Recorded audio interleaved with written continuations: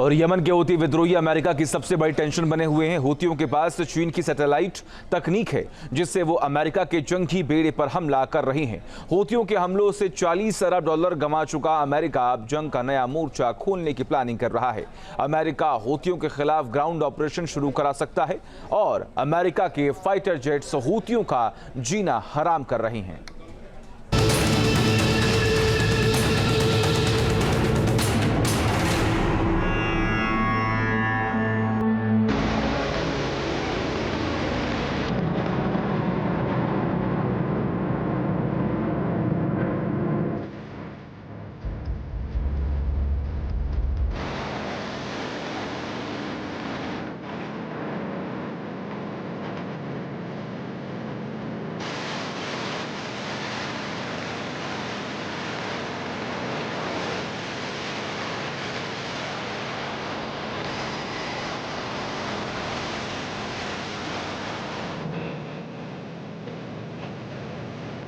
Gaza पट्टी की जंग में क्या होगा?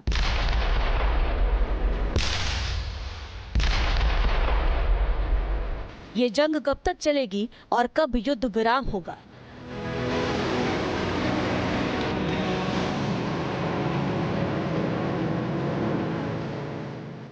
डेढ़ साल से मिडिल ईस्ट जल रहा है, जंग की आग में धधक रहा है।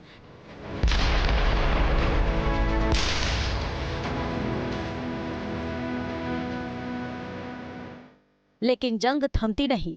जंग रोकने की बात तो होती है, लेकिन बातों पर सहमति नहीं बनती।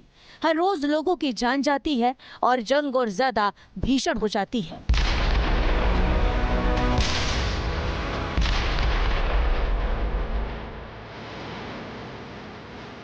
हमास ने जो जंग शुरू की उसे और ज्यादा भड़काया जा रहा है।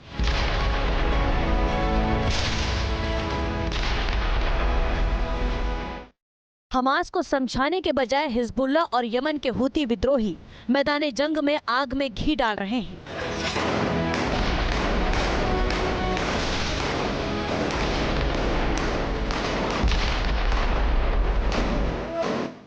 जंग को और ज्यादा भड़का रहे हैं।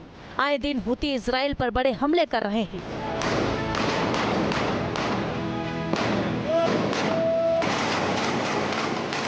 और यमन के करीब से गुजरने वाले जहाजों को टारगेट कर रहे हैं।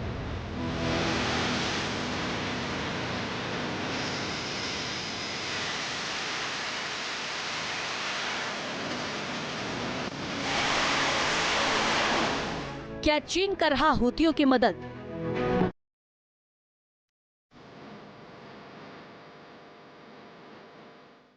हूती विद्रोहियों के पास आधुनिक हथियार कैसे पहुंच रहे हैं? वो कौन है जो हूतियों को बेहद घातक और आधुनिक मिसाइलें दे रहा है?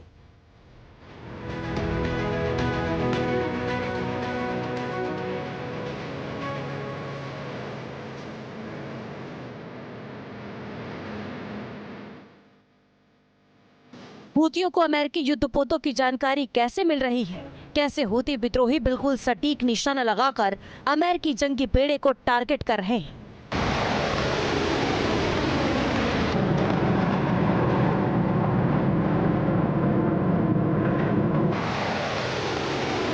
एक रिपोर्ट के मुताबिक यमन के इन विद्रोहियों के पास सैटेलाइट तकनीक है और ये तकनीक किसी और देश ने नहीं बल्कि चीन ने दी है। इस सैटेलाइट तकनीक के जरिए ही हूती विद्रोही अमेरिका के जहाजों की सटीक लोकेशन पता लगाते हैं और फिर युद्धपोतों पर मिसाइल से अटैक कर रहे हैं।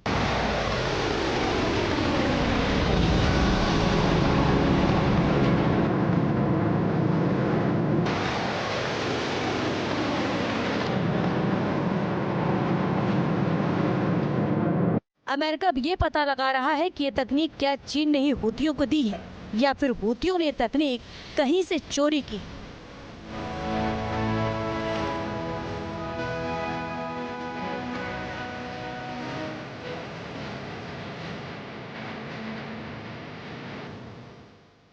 चाइना के स्पेस में करीब 1000 सैटेलाइट्स हैं और उसमें से आधे सैटेलाइट मिलिट्री इंफॉर्मेशन से संबंधित हैं, जिसमें सेंसर्स लगे हुए हैं, इलेक्ट्रो ऑप्टिकल और रडार फ्रीक्वेंसी टेक्नोलॉजी से वो इक्विप्ड हैं। और इनकी मदद से चाइना हुतीज को इंफॉर्मेशन दे रहा है सैटेलाइट इमेजरी के द्वारा अमेरिका के वारशिप्स की या उसके MQ-9 रीपर ड्रोन की।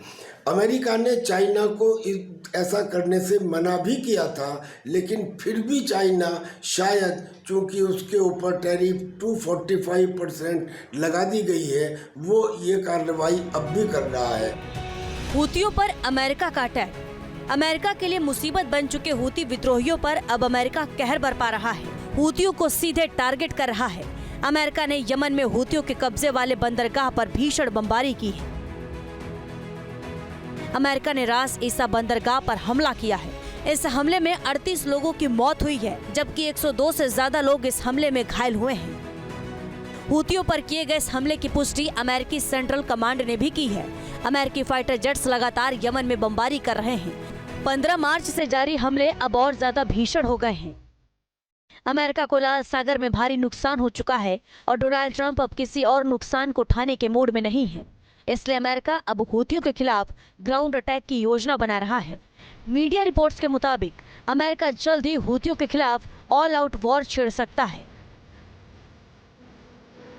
लाल सागर में अमेरिका को 40 अरब डॉलर से ज्यादा का नुकसान हो चुका है और अब व्हाइट हाउस ने भी अपनी रणनीति बदल दी है।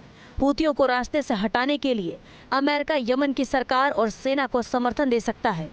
यमन की सेना सीधे हूतियों के खिलाफ जंग के मैदान में उतर सकती है, जबकि अमेरिका फाइटर जेट्स के जरिए उनकी मदद कर सकता है।